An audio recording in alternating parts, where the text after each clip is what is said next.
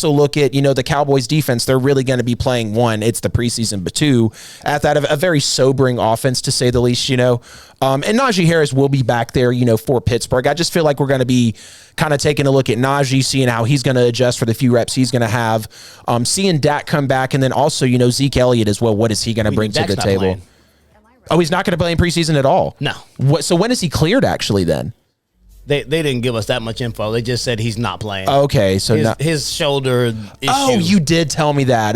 What, like a shoulder strain or something in his throwing shoulder? He got it in practice a few days ago. Okay. Well, so shoot. Well, who's his backup then? Because the Red Rifle's in Chicago. Who's the Cowboys' backup? I'm not going to pull that out real quick.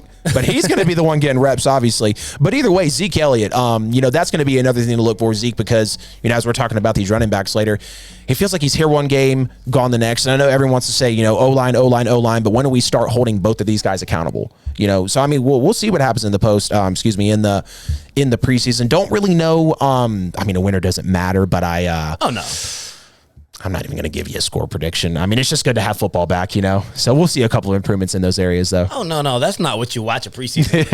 Especially not the first one. Right. I mean, really all you want to see, like out of Dallas, you just want to see that the offensive line is starting to really get a good push off on the run. Yep. See if you get maybe 2 possessions out of Zeke with like 4 to 5 carries. If he looks like he's actually got a little explosion and he's hitting the hole.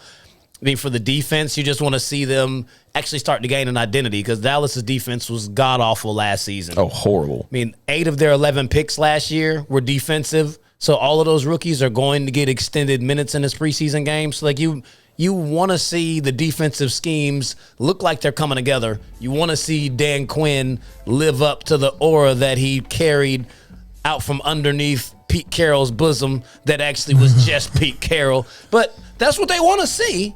I mean, if he's ever had a chance to, he's got to prove himself. Maybe not just in this one preseason game, but Dan Quinn is under the radar for his so-called defensive expertise. Yeah, absolutely. He's got to turn this thing around for him. Yeah. I mean, for Pittsburgh, if you get a few reps out of Big Ben, you just want to see if that arm is still there. He seemed like he was really having trouble pushing that ball down the field. Like, you can just see the age. You want to see if Najee is able to transfer the type of running and bruising running he was doing at Alabama to the NFL. So, he's definitely going to have to carry the torch. That defense, they carried them for the most part. They were 25th in total offense, 15th in the pass last year, and last in rushing. So, that was Pittsburgh just could not put points on the board. Absolutely not. Not at all. That's why I said, a sobering offense, a really pedestrian offense. And you look like it's just another one of those teams that now it feels like, and it's kind of like the Saints were too, when you're held back by your quarterback. Like Breeze was not good for the last few years in the league.